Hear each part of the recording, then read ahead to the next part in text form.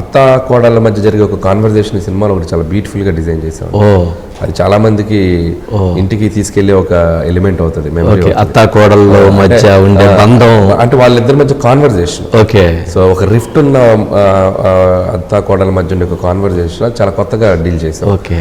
So దాంట్లో మాట్లాడిన discuss చేసిన కొన్ని పాయింట్స్ కూడా చాలా కరెక్టే కదా, అవును కదా అని ఒక ఫీలింగ్ క్రియేట్ చేస్తాం. ఓకే. అలాంటి moments at the same time Chiranjeevi గారికి సంబంధించిన క్యారెక్టర్స్లో వచ్చే ఒక అద్భుతమైన ఎంటర్టైన్మెంట్.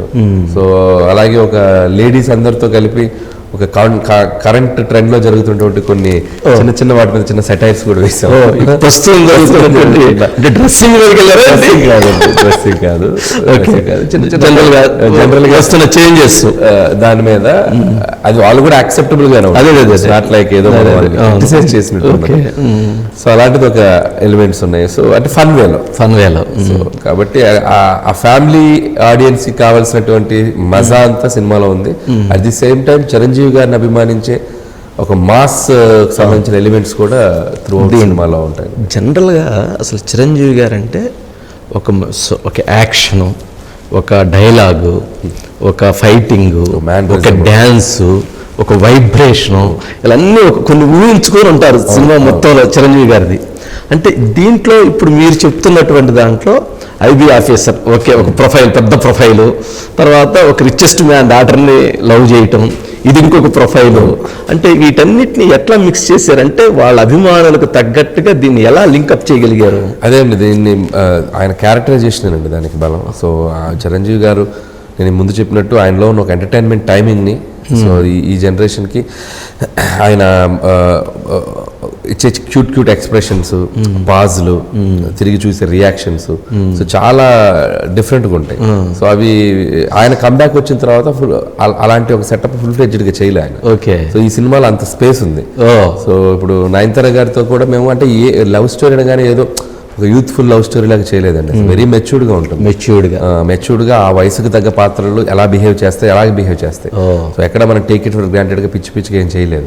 సో అవి కూడా చాలా అందంగా చక్కగా ఇచ్చేసాం. ఆ తర్వాత ఆ మ్యారేజ్, ఆ కాన్ఫ్లిక్ట్, అక్కడ నుంచి వీళ్ళిద్దరి మధ్య జరిగే ప్రాసెస్, అవన్నీ కూడా లైవ్లీగా ఉంటాయండి.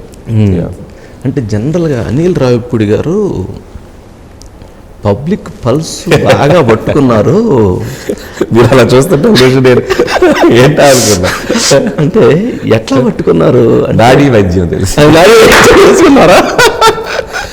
అంటే సంక్రాంతి పండుగకి పబ్లిక్ ఈ మూడ్లో ఉంటారు, ఆ మూడ్లో వాళ్ళకి ఆ మూవీ ఇవ్వాలి అనేటువంటి దాన్ని అటు పట్టేశారా? అంటే చాలా మంది అంటున్నారండి అట్లా మీరు అన్నట్టుగానే. పల్స్ తెలిసిన డైరెక్టర్ ఏదో అన్నట్టుగా అంటారు. బట్ పల్స్ అంటే ఏమో, నాకు థియేటర్కి వెళ్ళినప్పుడు నేను ఏ సినిమాకి వెళ్ళినా, లేకపోతే నేను ఇంజనీరింగ్ చదివేటప్పుడు గుంటూరులో ఒక నెలకు ఒక 40 సినిమాలు కూడా చూసేవాడిని. సో కాలేజీ లేదు అసలు. ఆ కాలేజీ అసలు ఊరుకున్నారా? రత్తయ్య గారు తర్వాత ఇప్పుడు హ్యాపీ ఫీల్ అవుతున్నారుగా, అచీవ్ చేసి. చాలా ఇష్టం ఆయనకి. అంటే కాలేజీకి కరెక్ట్ కావాల్సిన అటెండెన్స్ ఉండేది, 75 మెయింటైన్ చేసేవాళ్ళం. ఇంకా సబ్జెక్టులు కాస్త అటు ఇటు ఏదో ఫైనల్ సెమిస్టర్కి ఫినిష్ చేసేవాళ్ళం. మామ అనిపించేసి వచ్చాం బయటికి. ఓకే. సో ఆ టైంలో అన్ని సినిమాలు చూసేటప్పుడు మీరు అన్నట్టు ఆ పల్స్ అనేది థియేటర్లో ఆడియన్స్తో పాటు మనం నవ్వుతున్నామా, ఆడియన్స్తో పాటు మనం రియాక్ట్ అవుతున్నామా లేదా అనేది ఎప్పుడు క్రాస్ చెక్ చేసేవాడిని. సో ఆడియన్స్ ఎలా రియాక్ట్ అవుతున్నారు అనేది అప్పటి నుంచి మైండ్లో ఎక్కువ దాని మీద స్క్రూటినీ చేస్తూ అనలైజ్ చేసుకుంటూ ఉండేవాడిని. ప్రతి సినిమాని నా రివ్యూ నేను ఇచ్చుకునేవాడిని. ఈ సీన్ ఇలా వచ్చుంటే బాగుండేదేమో, ఇలా చేసింటే ఆడియన్స్ నుంచి ఇంకా పెద్ద అప్లాజ్ వచ్చేదేమో. ఇలా నేను వర్క్ చేస్తూ ఉండేవాడిని. మేబీ ఆ ఆడిటోరియం తాలూకు సినిమాలు చూసి చూసి చూసి చూసి చూసి దీనికి నవ్వుతారు, దీనికి విజిలేస్తారు అనేది ఒక చిన్న కనెక్ట్ ఉంటుంది.